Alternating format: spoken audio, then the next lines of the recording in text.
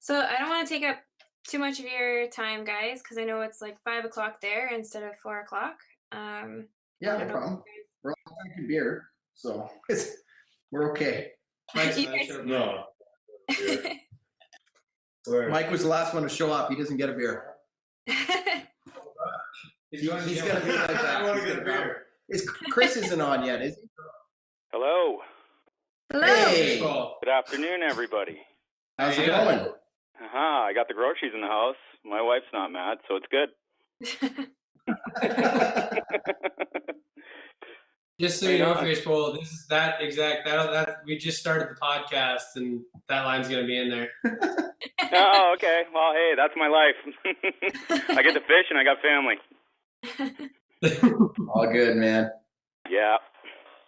So Mike just ran downstairs for a beer. He needs 3 minutes. He'll be back. Sorry, Okay. Alyssa. No worries. All right, we're all here now.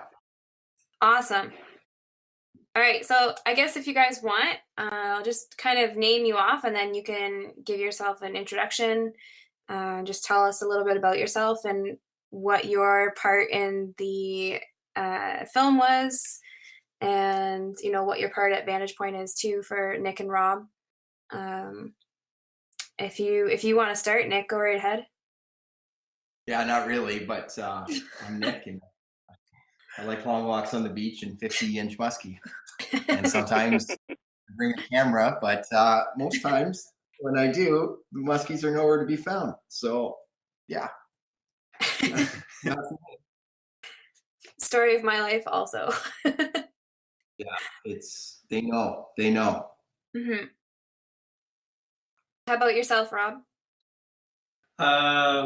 Yeah, I'm Rob Howsam, and I work at Vantage Point with Nick Pujic. I'm a producer here. I was involved in pretty much. Well, I did the Lac Seul trip with Mike, and I've pretty much been involved in most of the filming of muskie fishing back home for the film, and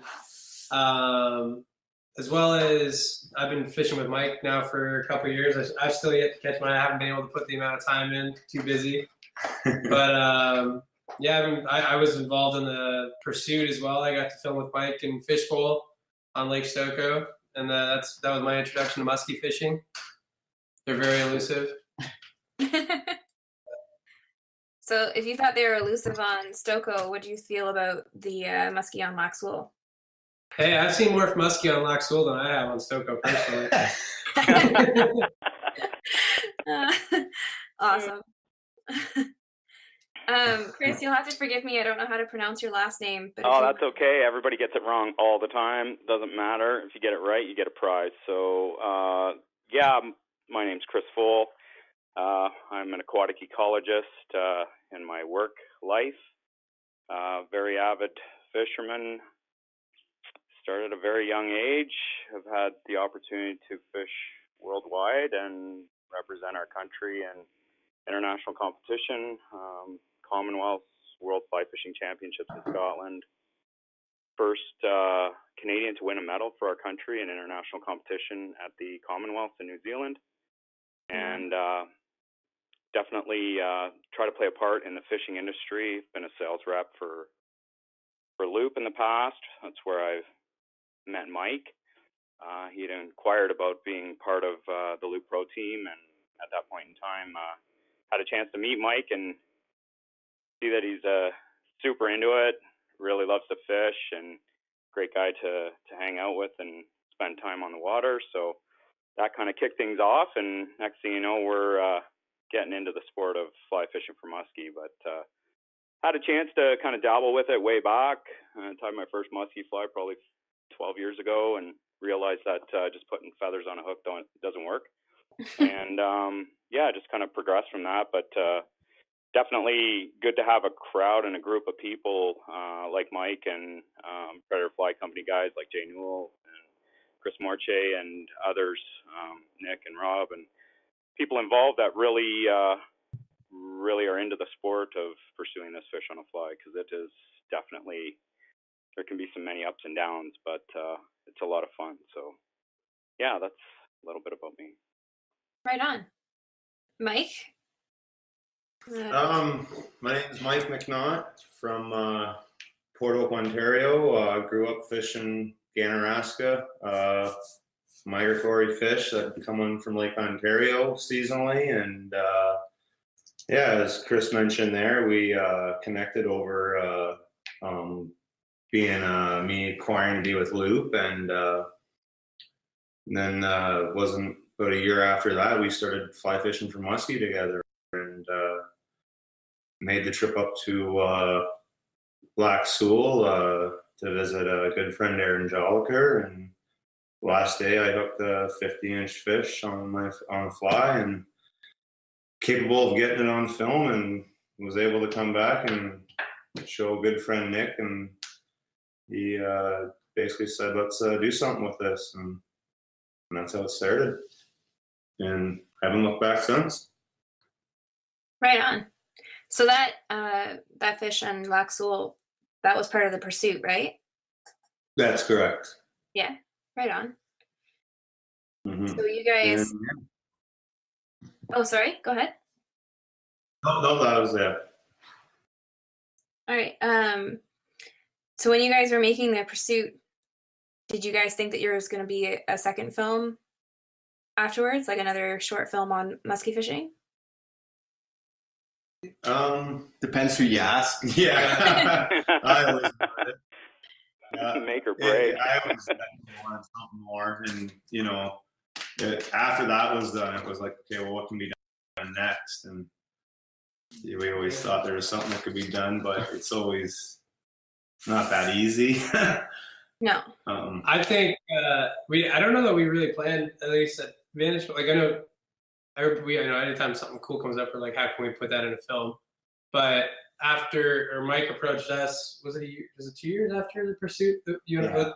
So it's been 2 years. Mm-hmm. So last summer, Mike approached us about going to Lac Seul. He was doing a trip to Lac Seul again, and this time we wanted to, like, he just in how he described the lake and what we'd seen out of it in the pursuit, we were like, we had a window open in end of September, early August, or end of August, early September, and it was like, yeah, shit, like let's invest in this ourselves. And Nick allowed us to take the time and send me up with Mike up to Lac Seul, and we just kind of wanted to see what we were going to get out of it.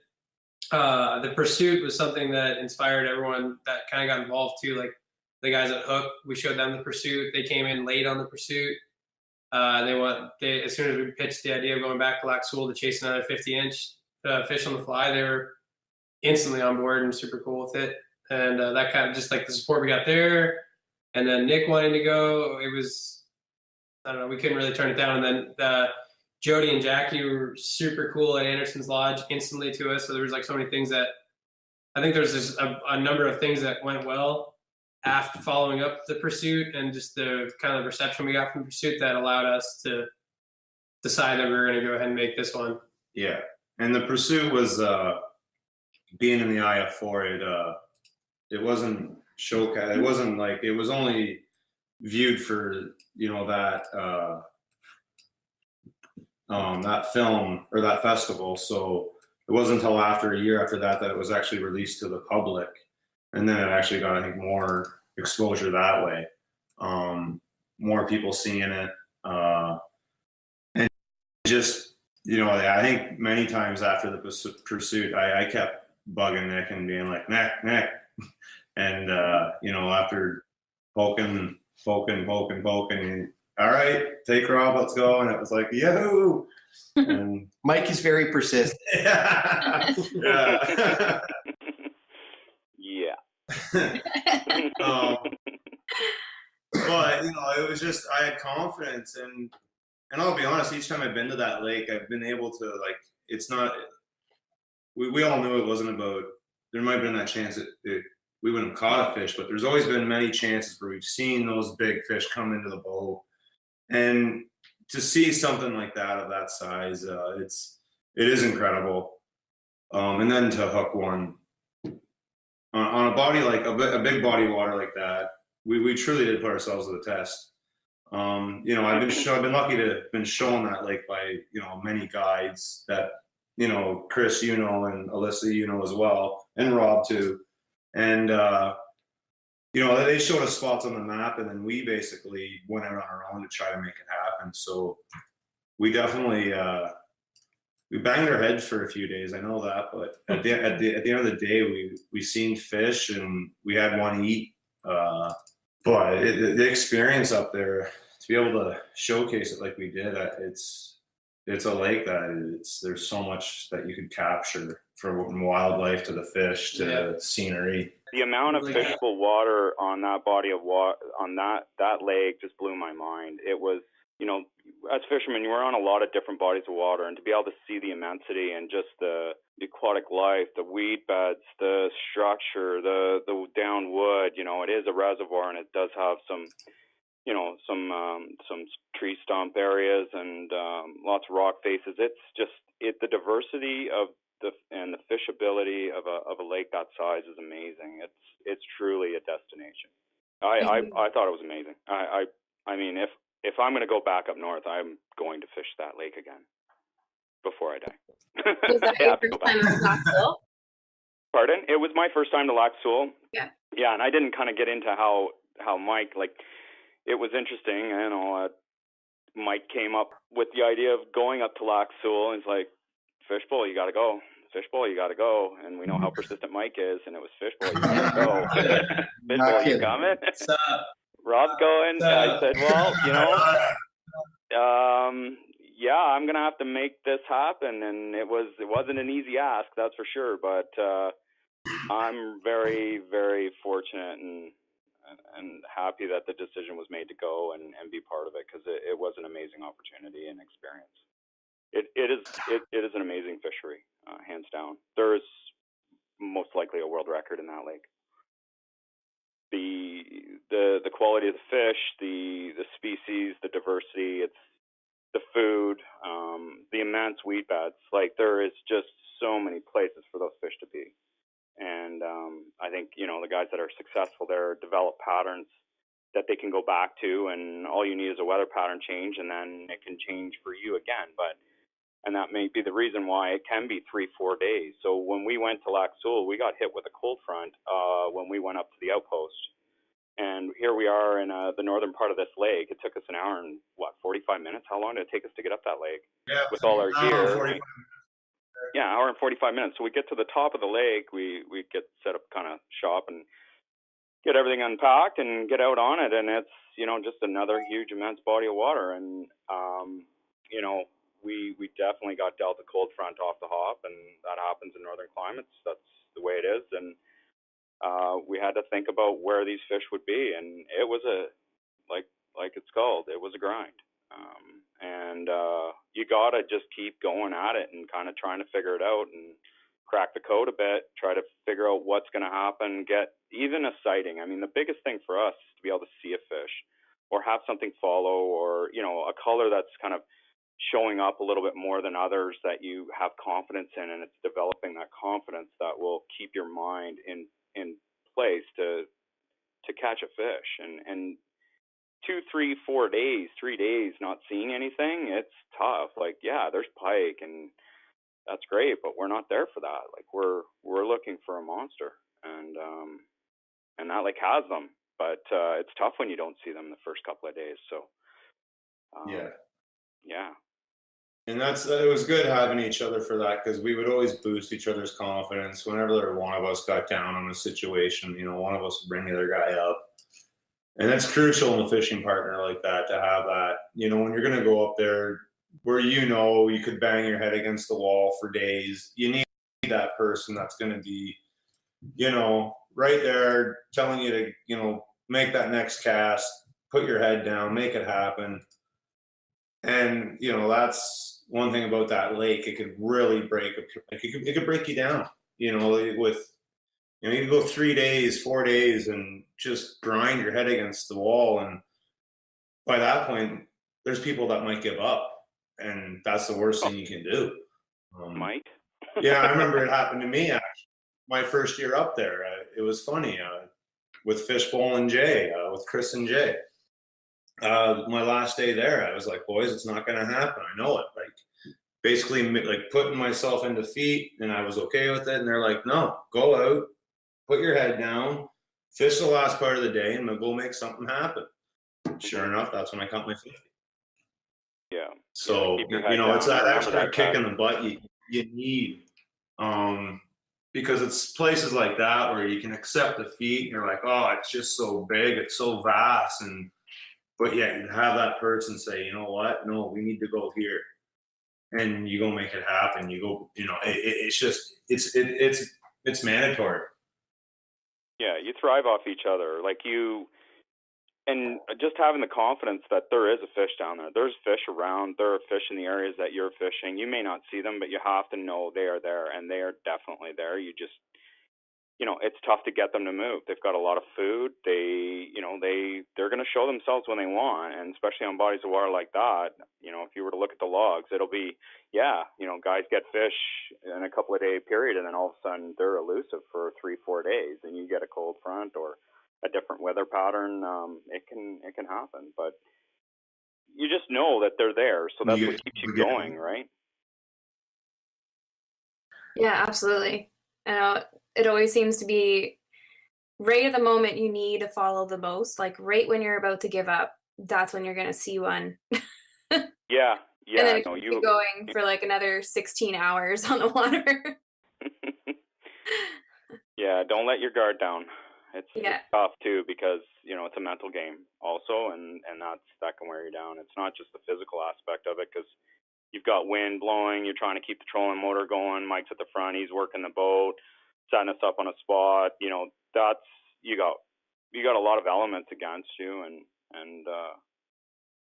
then the mental aspect of it. So, but you just have to have the confidence. You got to keep your chin up and keep going.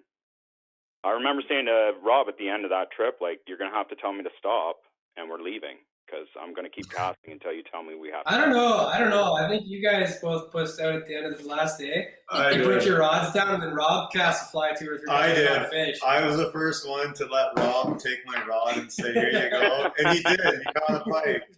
He caught a pike before we left. I remember that. It was great. You know what? I was happy to end it like that. I was. You know what? No. He caught, and right where I caught my 50, the shortcut of this, you know it. Yeah. So he caught a nice pike there, and that's how we ended our trip. And then, well, we get back to the dock, and we had to go from the dock there at Anderson's to the boat launch in Hudson.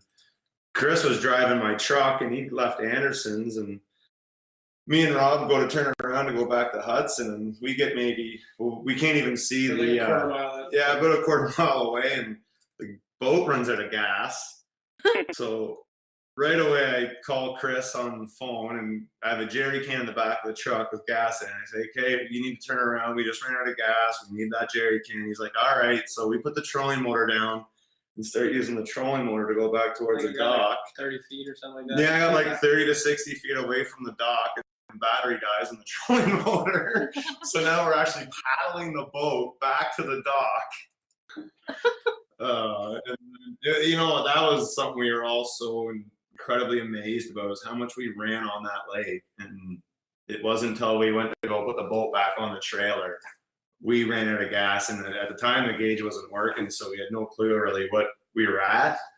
But, you know, I think we got lucky a few times out there. Yeah. I noticed that we fished till dark, paddled the boat back to the dock, and then drove 30 hours straight.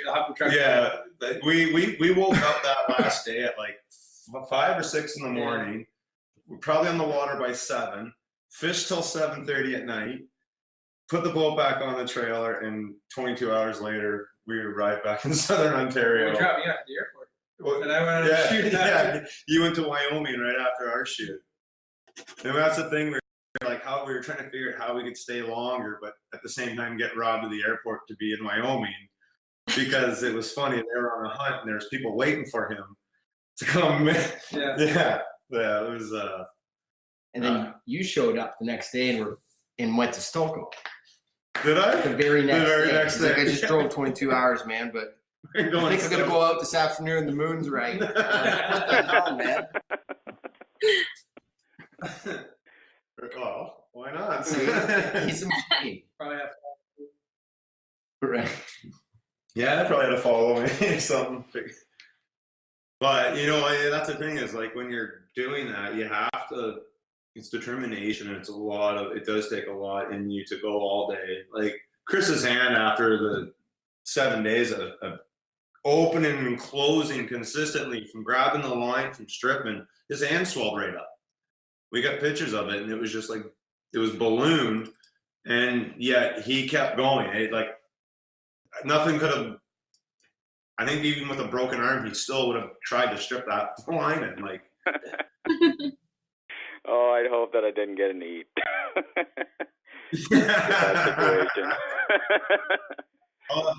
Yeah, there's many times you're saying to yourself, please don't eat now, because your arm hurts, your hand hurts, but you can't stop. You can't. No. But if they did eat, you're not going to feel that pain anyway, so. That's it. No. Yeah. Well, you hope you don't. Yeah. Well, if you guys want, I'm going to ask you guys just individually a couple of questions. Kind of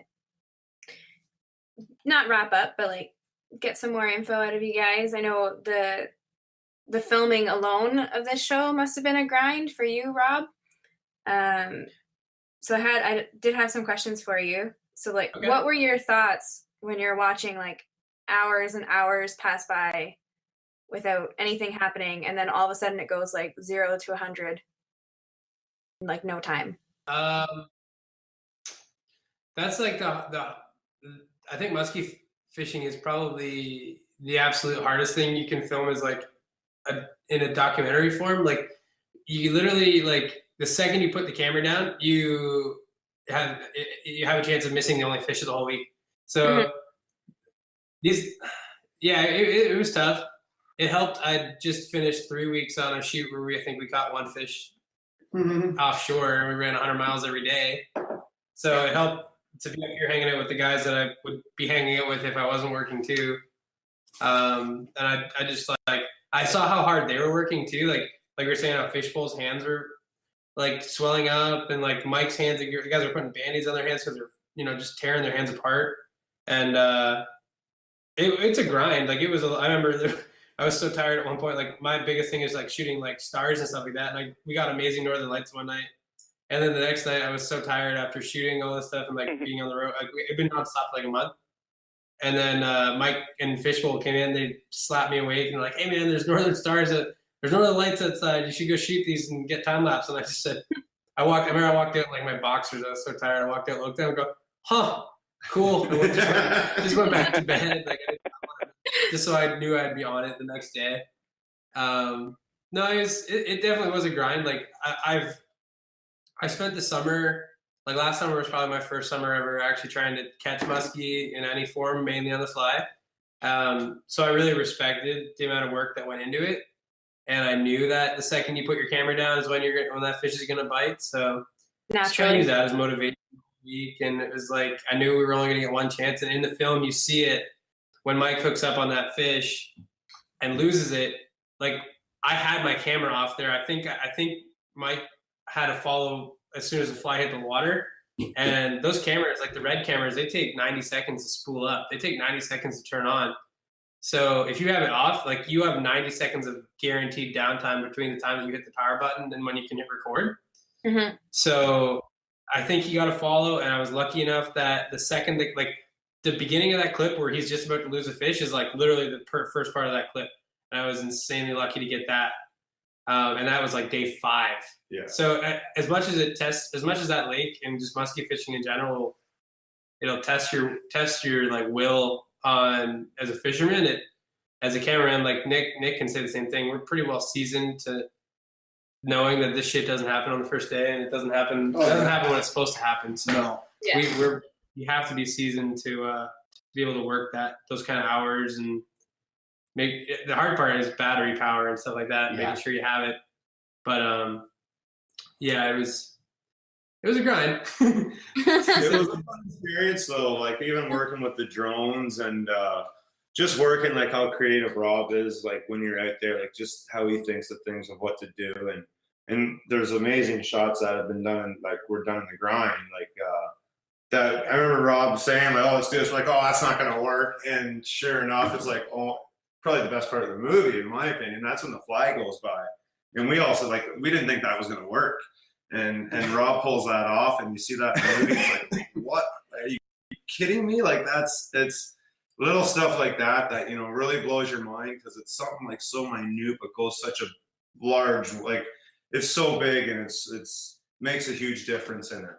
And even just whether it was casting up the drone, or it was just that whole experience. It was so much fun. It's something that I'll never forget, and be able to go up there and do it up there on a lake like that. Like, it doesn't matter what lake. That's one thing people don't see when they see a film like that is, and again, like Nick could say the same thing, is it's one thing to be able to film the stuff for 5 days or 7 days straight with no fish, but it's very hard to maintain the creativity 5 days in when you're you see a cool shot and you're like, well, I'm tired. And yeah, it's easy to get into a lull. Yeah. I mean, mentally, exactly what Chris talked about earlier about you have to continue to believe. The same applies to holding the camera. You're like, okay, it's gonna happen. It's gonna happen. You're relying on that fish as much as the guy with the rod. Oh yeah, you're part of it. Yeah. Even us getting that spidey sense, you kind of get this tingle. You kind of know something's gonna happen. You get that feeling, right? And it's like you got to communicate that. Like, Rob, something's gonna go down here. Something's gonna happen. You know what's kind of funny is and I think about day 3 or 4, I'm tuned into your guys' spidey sense. You know what I mean? Yeah. I'm auxiliary. It's like, fishbowl, is it gonna happen? I'm just yeah, man, it's gonna happen. Fishbowl or Mike, and then it's camera's turning on, even though I don't know what's happening. Yeah. Yeah. I remember one of the first fish we seen. It was a pretty big fish, but it just swam by the boat. It didn't follow a fly. It didn't do it. It just showed itself to be yeah, there's fish in this lake, and I'm right here. And we're like, what are you doing? Where did you come from? It was a good fish. But it was a really big tease, and I don't think we've seen that fish. Actually, well, it follows your fly fish, Bull. That's another funny thing too. Yeah. But it just kind of seemed like it came out and was like, what are you doing in my area? He was checking us out. He wasn't near the boat, it was kind of He followed the boat. Yeah, he did. He was underneath it or whatever. I'm not sure, but he was around us, and it wasn't like he was following our fly in. It was like he knew we were there. Almost like, get out of here or whatever. I'm not sure. But when we did go back a few more times, we didn't see it after that. But it was a good fish. No, yeah, it was a decent one, and then and then the hospitality at Anderson's Lodge too was incredible. Coming back when we came back to the main lodge, the services they provided to us was incredible, and it's something I'll never forget either. It was first class treatment. It was great. It's a great place to go. Yeah, food was amazing. Hospitality, the cabins, beautiful, clean, great views where you're at, easy access, everything about it. It's really, really nice lodge. And for me, it was, I'd never been to a lodge before. I had gone to Anderson's, just kind of always do it yourself sort of thing, and been different places, but never been to an up north, Northern Ontario lodge per se. And just to see how everything functions in the morning, guides getting out, getting everything ready, getting ice from the ice box and figuring everything out. It's just well-oiled machine. It was really neat to experience that aspect of it. Jackie and Jody are great hosts, eh? Yeah, amazing. Yeah. They're the best. They are seriously the best kind of people. Yeah, absolutely. To have a meal sitting there on the table when you get back after a full day of fishing and it's dark, I don't know. Nothing better. That's part of the day. Yeah. Rob, what would you say is your favorite part of Lac Seul, aesthetically? What was one of your favorite things that you guys were talking about getting into lulls and your creativity with stuff just kind of damper down by the end of the week? But what would you have to pick up the camera to shoot if you saw? There's so much. So one of my favorite things to film is I love movements with foreground, just generally any filmmaker loves foreground. That lake offers quite a bit of it. With all the dead trees that are out, 50 yards from shore. I was lucky enough to have Aaron, is it Jolker? Yeah. Aaron came out one day, and I got to have a camera boat for a day, and so I got to there'd be awesome little peninsulas and islands with logged in trees, kind of in the bar between the islands, and I'd have the guys casting on the other side, and I'd be able to move a kind of opposite direction of them on the opposite side of the trees, and be able to see those trees ripping through. So the Lac Seul definitely offered that, and then as well as the drones, the aerials that we could get there, where it was incredible because just the type of the structure there and the changes in structure were incredible. You go 20 minutes a boat ride on this lake, and you'd be in Stump City with just crazy stumps that from the air you can see every single one of them under the water, to these little coves that are just all rock ledges, to sandbars. I spent a lot of time, more than I normally do, just taking stills on our drone, just for my own personal use, just because of the textures and everything up there. It was pretty awesome. Yeah, it's pretty crazy. I love the standing deads, all the stumps. They're so amazing. Yeah. Northern Lights. Yeah, the Northern Lights too. They were super cool. Yeah, it just that lake.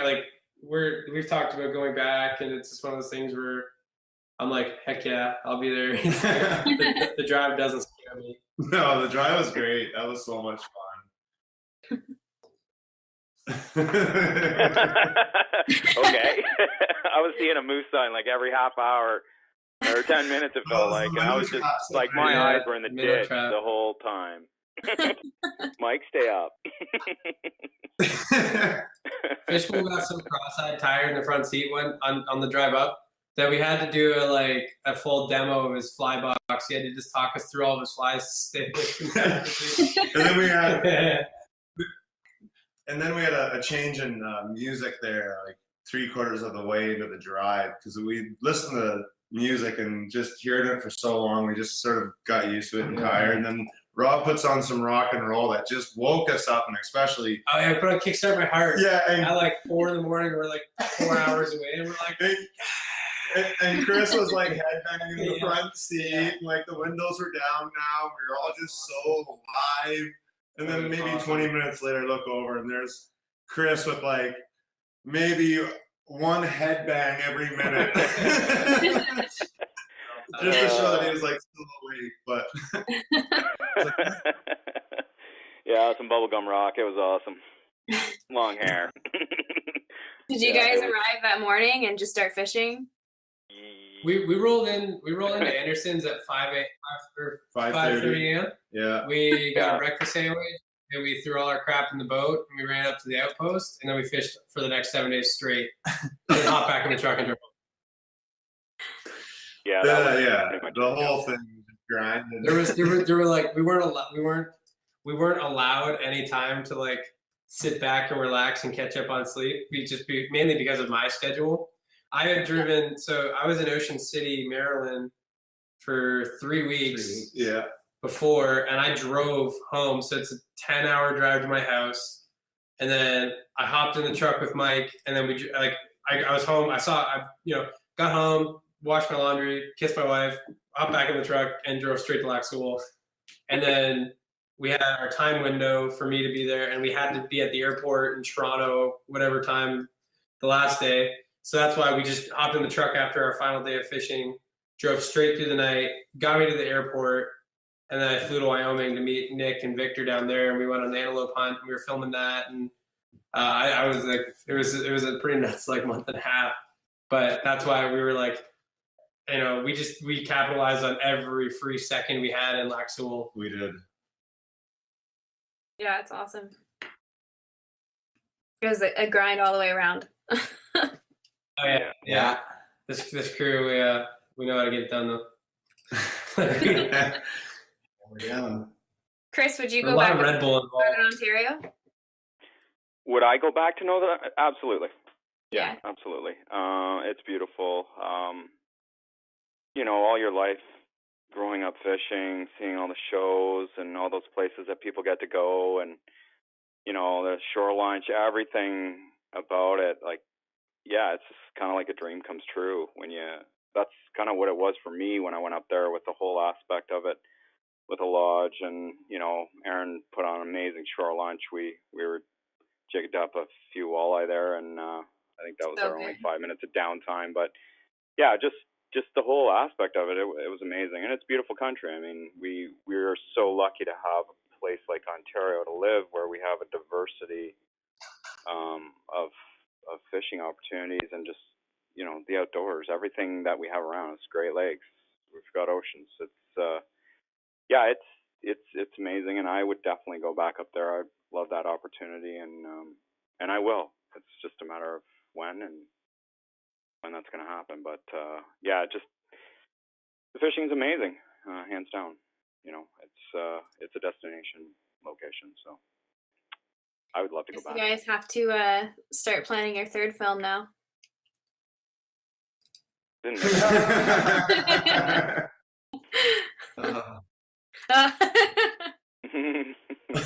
Let's ride this one out just a little bit longer. Just milk it a little bit more. Yeah. And it was years though. So like the grind, it encompasses more than just the Lac Seul trip, even though that's the meat and potatoes, I would say. Yeah. It was years in the making. Mike is very diligent in filming when he's fishing, and whether that's a GoPro or whatever, he's got one of us with him. He just keeps accumulating this footage until one day you're like, well, shit, we've got 40 muskie on film. We got to do something. So he's already started doing that again, and we'll just see where it takes us from here. But I don't think this will stop. No. I think if we were going to do a third film, like at least my personal goal is, I like to set a challenge and see it through.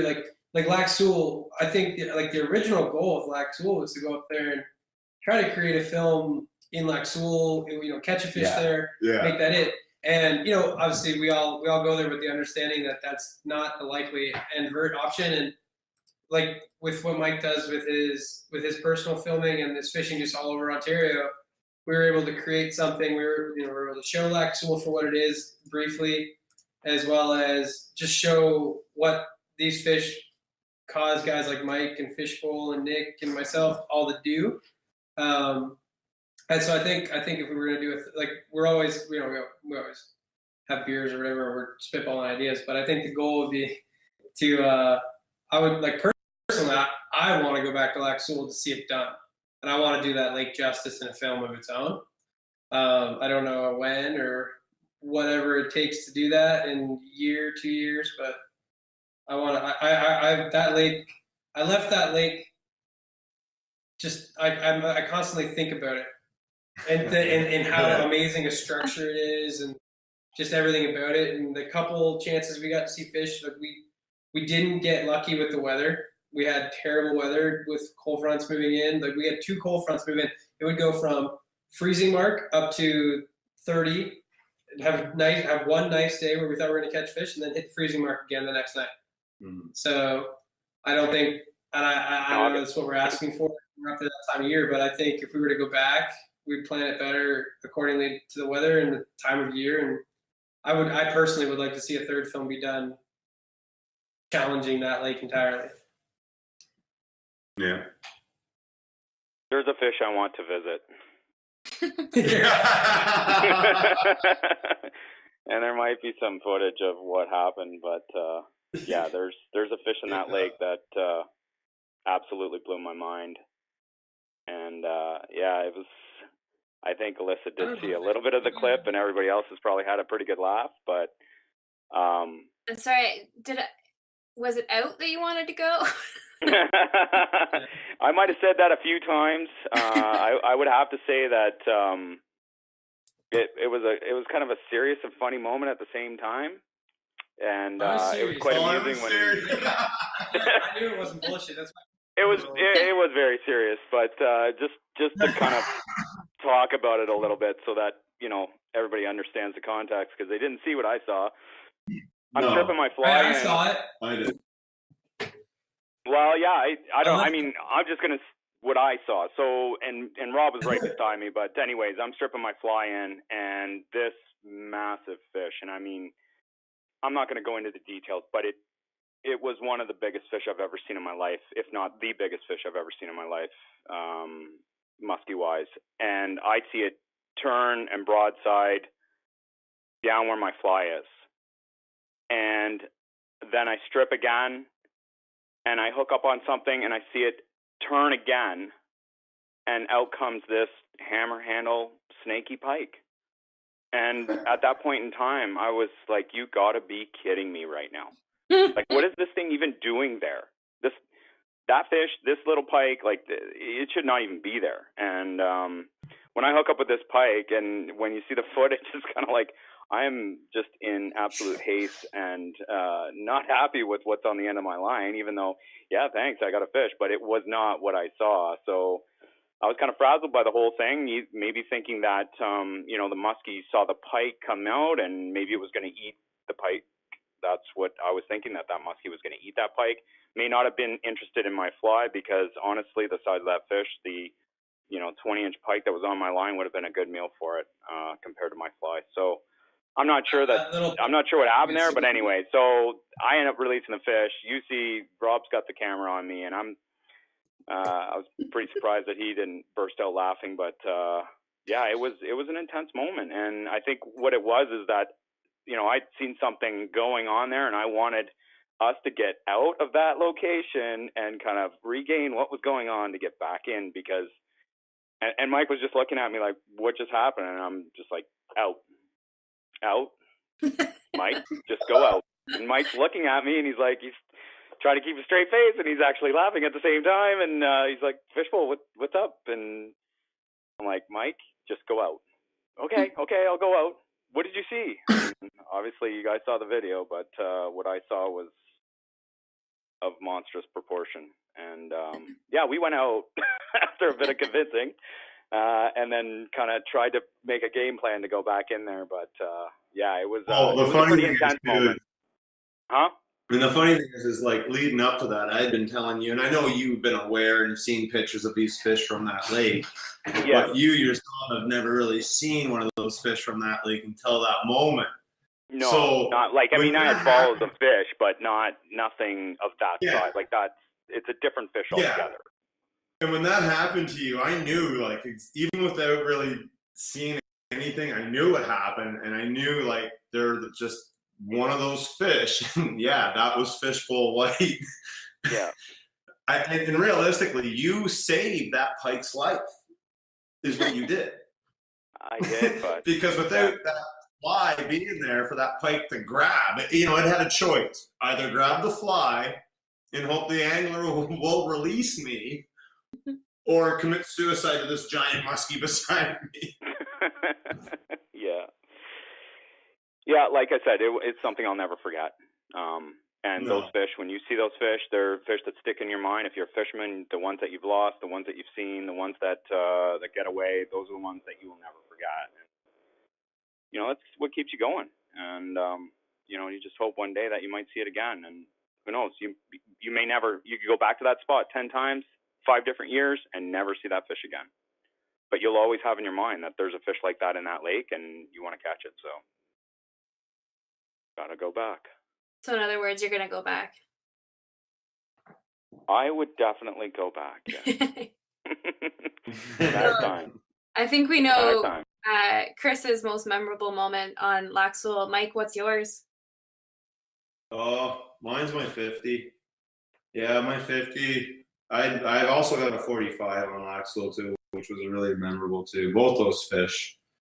I've had a lot of experiences up there though. Actually regaining a friendship from a childhood friend, Patrick Keating, who lives and works up there. I grew up as a kid fishing with him in Port Hope, on the banks of the Gainerask with worms for catfish. Lost contact for like 20 years and go up there and find him working up there. Yeah, it was pretty crazy when I think about it all. But yeah, no, my 50-inch fish, you know, again, it was my basically last cast of a 1 week trip. I couldn't yeah, it's just crazy experience. That, you know, after going so long of just not catching nothing, and then having that happen, and then having that fish, it was in the net 3 times before it actually, it went in the net 3 times and left the net 3 times before it could get scooped up. Oh yeah, like it actually fully turned around in the net and left before it could get scooped. And I stayed calm throughout the whole thing. That's why me yelling at the end of the pursuit there, it's that was real, because I kept quiet throughout that whole fight, and when it got put in the net, I let loose. But no, that's my most memorable moment up there. And it's a gorgeous place. I love going back. It's a part of Ontario that everyone needs to see. Agreed. It's you know, even that drive along Superior and everything, it's something to look forward to. Amazing. Yeah. But yeah, it's those big fish is what bring you back, and that's what even brought me up there. You know, well, originally it was going to visit Aaron and, you know, hang out with him, and then researching the lake and the size of the fish. It was like, yeah, you know what, this is a place I'd love to go, and you know, not many people have really dabbled with that, when it comes to fly fishing. So that was like, you know, it was okay. Now it's like a needle in the haystack type thing, but let's try to make it happen. And again, being lucky to go out with certain people, learn the lake, learn spots, definitely has helped out a lot. Without those certain people, you know, there's a lot of things that wouldn't have happened. So you got to be thankful for that, definitely. What advice would you give folks trying to target muskies in like massive lakes like Lac Seul? You gotta break it, you gotta break it down. Like Lac Seul, there's a lot of dead water, but you know, it's focusing on certain things, and it's not giving up. Like, it's having confidence every time you go out. Lac Seul is a big body of water, but it is possible to catch fish on it. And it's finding out, you know, what type of structure they're going to be oriented to. For up there, it's like fish near the cabbage and logs and such. So I remember this year, for instance, I went up this year and fished a spot and fished all day, came back to the dock. When I pulled up into the one spot, I seen a boat go by, and I come back to the dock later that night and I say, you know that first spot you pulled into? I was like, yeah, 20 feet to the right, and that's where that fish was. So like sometimes they're so in one particular spot like that it's just knowing structure and not giving up. Having confidence in what you're doing always, and just, you know, putting yourself at the right place at the right time. Timing is a big thing. I've caught, I think both my fish I landed came within front, so you know, that was a huge thing for me when I was up there. But yeah, it's timing. It's go up if you're fly fishing. Middle of summer is the best time, I find. But just because it's a big body of water doesn't mean it's not impossible. And yeah, just have confidence in what you're doing. Yeah, confidence is key. It's always key. Confidence in your fly. It's funny. We have fly boxes upon fly boxes, and I know Fishbowl changes a lot of flies a lot of times. A handful of flies, and that's it. I got a lot of flies, but if I have confidence in a fly, you can't take that thing away from me. And it's funny because I have confidence in it, yet I'm like, even if the fish aren't biting, I'm like, I'm gonna make it work. I'm gonna make it work. and you're just saying that to yourself as you're retrieving it back to the boat. But it's confidence is key. Nick, have you gone on any of these trips up there? I'm sorry, you cut out there. What'd you say? Have you gone on any of these trips up on Lac Seul? I've not gone to Lac Seul, no. am lucky enough to be between Stokoe Lake and Moira Lake, 7 minutes one way, 10 minutes the other. I don't need to go far for big fish. And quite honestly, I enjoy watching these guys suffer. So I'm good. I'm good. Gunner, there, boys. Yeah. I don't need to drive 22 hours. But I would like to visit the Andersons only to see it because I've heard so much and obviously seen the footage and work with the photos and whatnot. But to meet the people too, I would do it just for that. The muskie, I'm very at peace with my fly fishing for muskie, so I don't need to do it again. Well, you know what? Like it's funny though because it's people like Nick that inspired me and like a lot of us fly fishing for muskie guys when we were younger. Seeing those big giant fish he used to catch, that's what started it all. So when that happened, that raised eyebrows, and that's what really sparked fires. So, you know, even though we're doing pursuit and the grind now, you have to look back at, you know, many moons ago when he was doing it and successful doing it. So, and by many moons, he means many.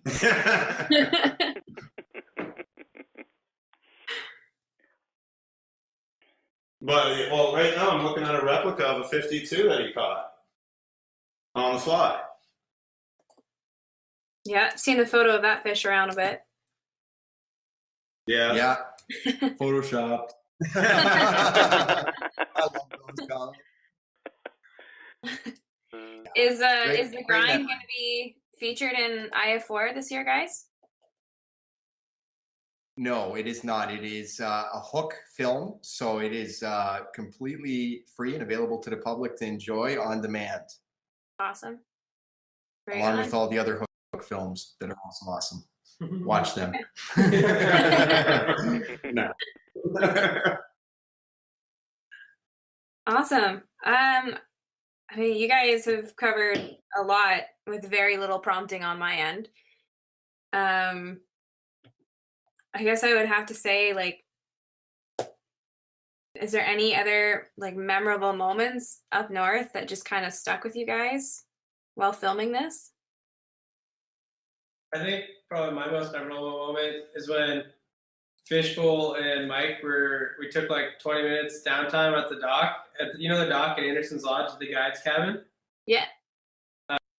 We took like 20 minutes of downtime there, and they're like Skyping or FaceTiming the boys. And like it's about the first time I got to cast a fly rod all week, so I'm like, I don't even care. I'm just gonna cast from the dock. And at Anderson's, they call it the dock pipe. Yeah. And so they just feed the thing minnows all the time, but it won't eat anything but those minnows. So like nobody can catch it. And sure as shit, like I'm casting in the background of their FaceTime, and I cast and it just blows up, just hammers me, the fly. I caught the thing right at the dock there, and I was like, we caught it all on the video and FaceTime while they're talking to like Jay and all the That's guys right. back home. Yeah, They caught it in the background over their heads. yeah, the way I had the phone pointed back at me and Chris, you can see Rob behind us as he's making this cast. You see this, I see it on my phone happen, this fish blow up behind me. I'm like, turn around, he's got the rod loaded. I'm like, he's got the pike on. So then I think it was like Kim and Jay were watching on the other end. They're like, this is like watching a real life show over the live stream. Yeah, because we were all talking about this before that. They're like, yeah, you can't catch a dock pike. Yeah, And I'm like, yo, bullshit. yeah. It was a good sized pike too. It was Like 30 something, like low 30s. yeah. Yeah. No, that was a great. For me, I think. I remember that rolling that boat back. That was something I'll never forget. I don't think the whole running right at the very end, going to Hudson to put the boat on the trailer, and that happens. It was just like, yeah, it's time to go home, guys. And the shore lunch that Aaron put on. Oh, the shore lunch Aaron put on. The best part of the whole thing. Yeah, he even brewed us coffee right there, like fresh beach coffee. Like that was the best thing ever. Isn't it delicious? So good. Yeah. It is. I've still yet to have better coffee than that. Not even kidding. And just like even like his techniques, I remember him like actually like dipping the cup in. Oh yeah. So like the grinds wouldn't get in. Yeah. they're like just little things like that. And it's just like, holy dude, and that job itself takes a lot.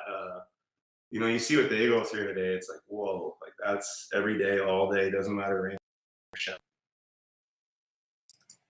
Yeah, it was memorable seeing that, and that was funny that you mentioned that. 'Cause I actually sort of forgot. Yeah, forgot. Well, I remember the dog fight, but I forgot about the FaceTiming. That was funny. Yeah. And then obviously out is just that's so classic. Like that will go down in history. Like I'll never forget that.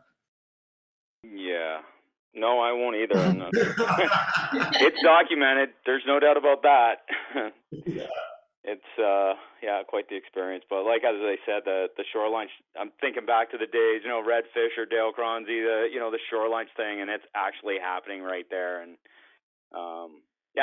never all the years that I fished, never ever had something like that happen where a guide, because you're typically not guided in Ontario, and have somebody like Aaron just show us the whole shoreline deal. It was amazing.